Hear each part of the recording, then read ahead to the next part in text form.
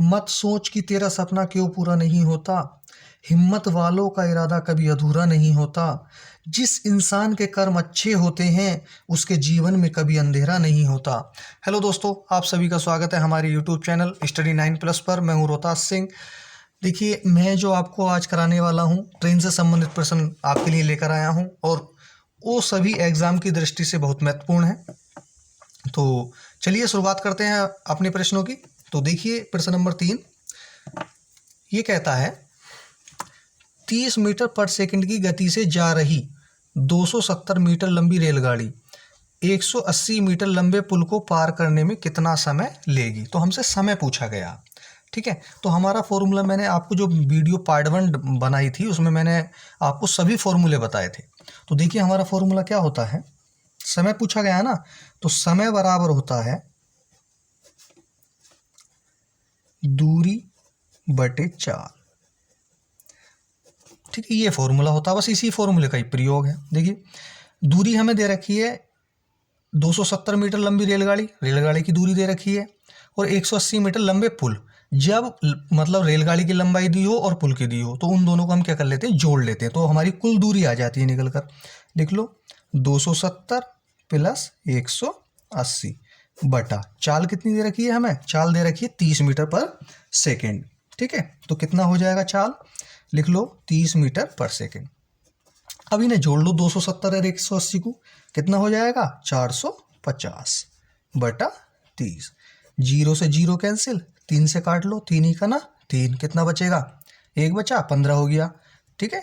3 पंजे 15, तो कितना आ जाएगा आपका 15। तो कौन से ऑप्शन में है आपका 15, ऑप्शन नंबर ए आपका सही हो जाएगा, 15 सेकेंड। देखिए अगला प्रश्न, 66 किमी प्रति घंटा की चाल से जा रही 110 मीटर लंबी रेलगाड़ी 165 मीटर लंबे प्लेटफॉर्म को पार करने में कितना समय लेगी। समय पूछा, जो अभी मैंने फॉर्मूला लगाया था वही वाला फॉर्मूले का प्रयोग करेंगे। दोनों दूरी दे रखी है, रेलगाड़ी की भी और प्लेटफॉर्म की, दोनों को जोड़ लो, ठीक है। तो कितना समय पूछा गया, तो समय बराबर वही फॉर्मूला, दोनों को दूरियों को जोड़ो, 110 प्लस 165 बटा चाल आ जाएगी। चाल कितनी दे रखी है, 66 किमी प्रति घंटा। आपके यहाँ किमी प्रति घंटा दे दिया, तो किमी प्रति घंटा को मीटर पर सेकंड में चेंज कर लो, तो किससे गुणा करते हैं, 5/18, जो मैंने पार्ट 1 में आपको बताया है, ठीक है। दोनों को जोड़ो, कितना हो जाएगा 110 और 165, 275, ठीक, बटा 66 गुणा 5। अब ये वाला 18 कहाँ जाएगा, ऊपर, तो गुणा 18 लिख दो ऊपर, ठीक है। काट लो इसे, देखो 5 से काटो आप, 5 पंजे 25, 2 बचेगा, 5 पंजे 25, ठीक है। तो इसे आप काटो, 11 से 11 पंजे 55 और 11 छंग 66, 6 से काटो 36 18, और ये 5 गुणा 3 ही तो बचे, 5 तिया कितना हो गया 15। तो कौन सा ऑप्शन है आपका, 15 सेकेंड, यानी ऑप्शन नंबर सी आपका सही हो जाएगा। चलो अगले प्रश्न की तरफ चलते हैं। देखिए प्रश्न नंबर 5 ये कहता है 45 किमी प्रति घंटा की चाल से जा रही रेलगाड़ी एक प्लेटफॉर्म को 15 सेकंड में पार कर जाती है। इस रेलगाड़ी की लंबाई कितनी है।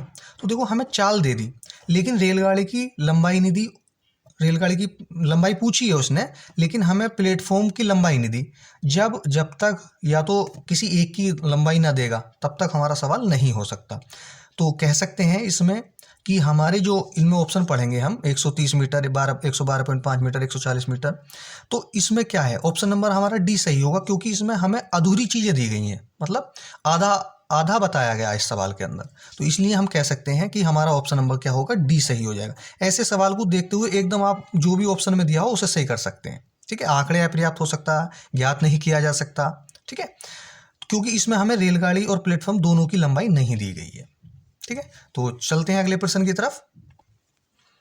देखिए प्रश्न नंबर 6, 250 मीटर लंबी रेलगाड़ी एक प्लेटफार्म को 10 सेकंड में पार कर जाती है, रेलगाड़ी की चाल कितनी है। तो आप ये बताओ, रेलगाड़ी की हमें लंबाई दे दी लेकिन प्लेटफॉर्म की तो नहीं दी।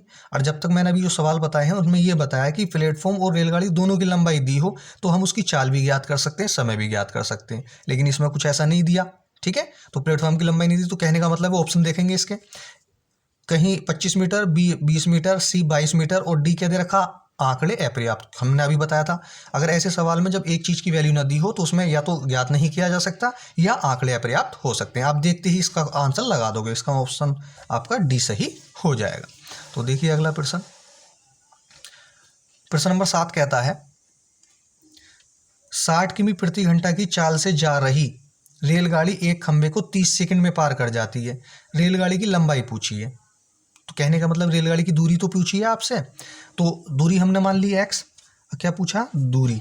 तो हम कह देंगे दूरी बराबर कितना होता है हमारा फॉर्मूला? दूरी बराबर होता है चाल गुणा समय या समय गुणा चाल। रख लो। तो चाल कितनी दे रखी है? 60 किमी प्रति घंटा। तो किमी प्रति घंटा को मैंने बताया मीटर पर सेकंड में चेंज कैसे करते हैं? 5/18 से गुणा कर लेते हैं, मीटर पर सेकंड हो जाएगा। समय हमें कितना दे रखा? 30 सेकंड दे रखा। ठीक है, तो आप इसे काट लो। 6 18, ठीक है, और 6 × 60, 10 बार हो गया। 3 से काटो, 3 × 30, ठीक है। अब ये कितना हो गया? 10 × 100 और 100 पंजे 500, ठीक है। 10 × 100, 100 पंजे 500, क्योंकि 10 की 10 से गुणा करेंगे 100 और 5 से करेंगे तो 500 हो जाएगा। तो ऑप्शन कौन सा सही होगा? ऑप्शन नंबर ए आपका सही हो जाएगा। तो चलो अगले प्रश्न की तरफ चलते हैं। प्रश्न कहता है, प्रश्न नंबर 8, 150 मीटर लंबी रेलगाड़ी 50 किमी प्रति घंटा की चाल से जा रही है। 600 मीटर लंबे प्लेटफॉर्म को पार करने में वह कितना समय लेगी? समय पूछा हम अब हमसे, तो समय बराबर लिख लेंगे। फॉर्मूला वही होता, क्या होता? दूरी बटे चाल। तो अब हमें दूरी दे रखी है, देखो आपका रेलगाड़ी की लंबाई दे दी और जो प्लेटफॉर्म की उसकी लंबाई दे रही, तो दोनों क्या करेंगे? हम ऐड कर लेंगे। 150 + 600। चाल कितनी दे रखी है? 50। तो इसे किमी प्रति घंटा में है, मीटर पर सेकंड में चेंज कर लो। किससे? 5/18 से गुणा कर लेंगे। तो 600 और 150 कितना होगा आपका? 750 हो जाएगा, ठीक है, बटा 50 गुणा 5। अब ये 18 कहाँ जाएगा? ऊपर चला जाएगा गुणा में इसके साथ, ठीक है। तो आप इसे 0 से 0 काटो और इस 5 की 5 से गुणा करेंगे तो 5 पंजे 25 होचे, 5 पंजे 25, और 25 को जब 75 से काटेंगे तो कितनी बार जाएगा? 25 × 75, तो कितना आया? 3, और 3 की 18 से गुणा करो, 18 दिया 54, तो 54 सेकंड आ जाएगा समय। कितना आ जाएगा? 54 सेकंड। तो आपका कौन सा ऑप्शन है? ऑप्शन नंबर बी आपका सही हो जाएगा। यदि आपको हमारी वीडियो पसंद आई है तो हमारे चैनल को सब्सक्राइब, लाइक और शेयर जरूर करें। तो मिलते हैं अगली वीडियो में, जब तक के लिए जय हिंद, धन्यवाद।